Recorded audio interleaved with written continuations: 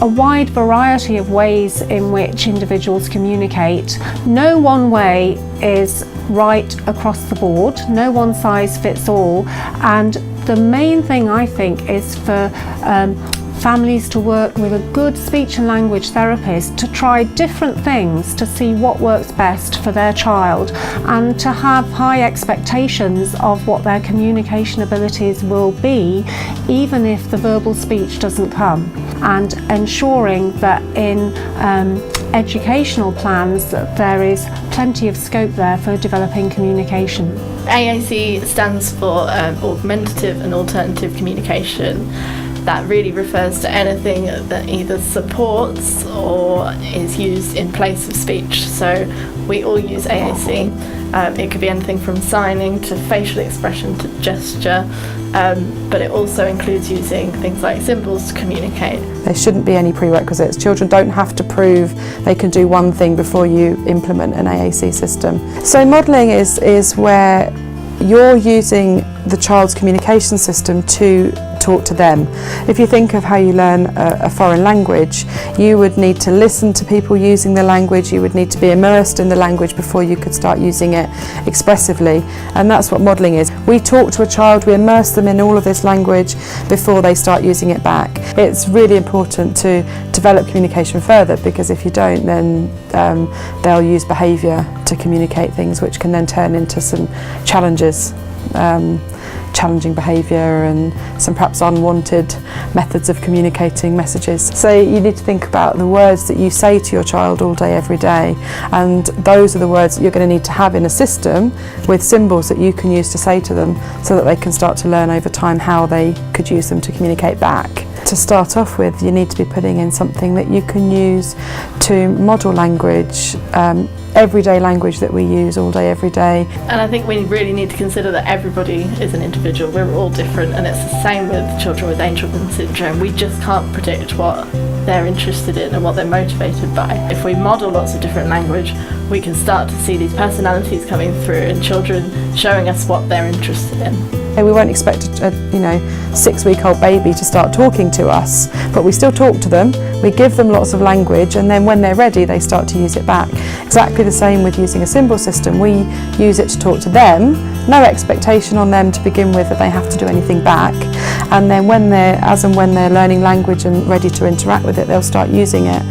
If we put that pressure on right at the beginning, here's your book, you have to use it, or here's your iPad, you have to use it, here's your device, you have to use it, the immediate response is going to be, oh, you're asking me to do something, I'm not sure what you're asking, this is work, and you get people, iPads will be thrown, books will be thrown, whereas if it's just something that's there when we talk, they'll start to learn the power of communication rather than this is work.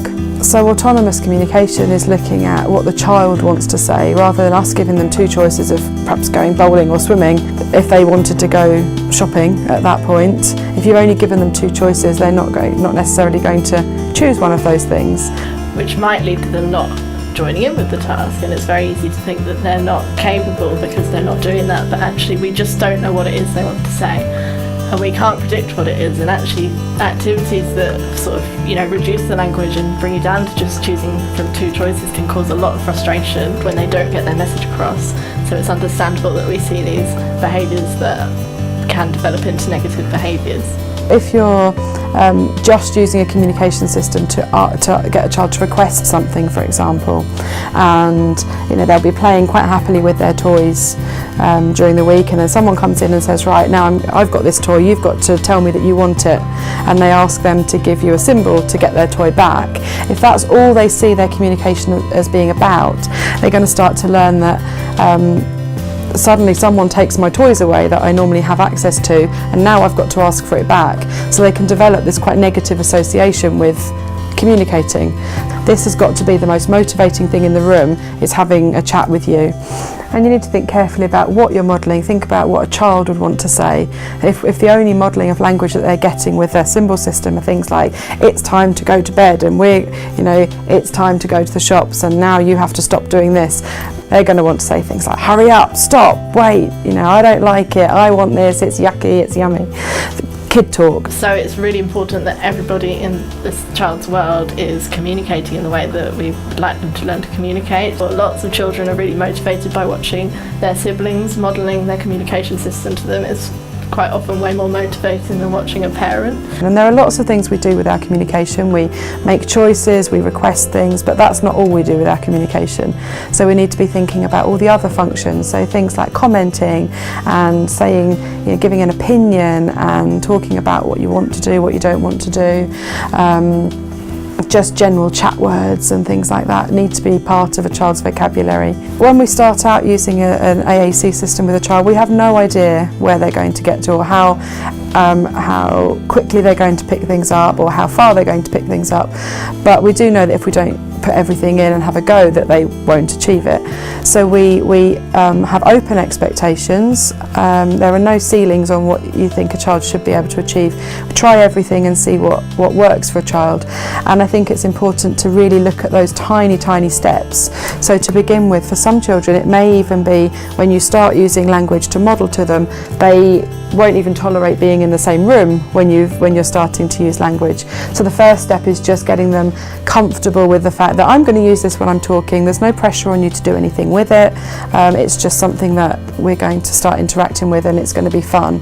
And then the next step might be that they start, you know, looking out of the corner of their eye when you're modelling. That's a huge step for some children, just focusing on the fact that I'm doing something over here. Another small step might be that they actually start watching while you're using their language. Another step is that they perhaps hit the book with a fist or a hand. For some people that may be seen as a really small step, or something that's actually a bit of a pain because they're just hitting. That's a huge step because they've understood that something on this book over here has something to do with us interacting. So you must respond in the same way consistently to, you know, everything a child has to say. And the next step might be that they touch random symbols and you give them the response to whatever symbol they're touching. And it may be that takes 3, 4, 5 years to get to that stage, but it's just that process of putting language in and seeing where you get to. Some children will pick it up far quicker than that, and some children will have a really good fine motor control straight away, but they're all things that you have to develop over time.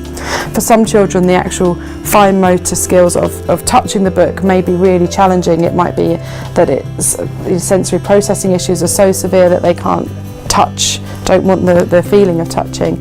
So you might need to work on alternative ways of accessing, using a partner-assisted scan where I point to the symbols and we work on developing a yes or a no response over time, so that I can point and you tell me whether that's the one you want, rather than having to rely on pointing. Any system that we use, we need to be using it to talk to them for at least 18 months before we have any expectation that you're going to start getting anything back. And then you add in some of the sensory processing difficulties, the other visual difficulties, auditory processing difficulties. You're adding to how long this process is going to take. So it's start somewhere, model everything that you do, give children opportunities, make it motivating, make it fun, and over time you start to develop that expressive communication back. But it can be done. Expressive communication is an exciting thing to work towards for children with Angelman syndrome. It's essential. And it takes time, but that's fine. It takes time, but it's better than just waiting around and not doing anything. So I think that's one of the things quite often when you think about trying to do something new and something that's maybe quite overwhelming, it can be quite easy to be put off by how long it could take, but it's a journey. So worth everything that you put into it, and it takes time, but that's fine.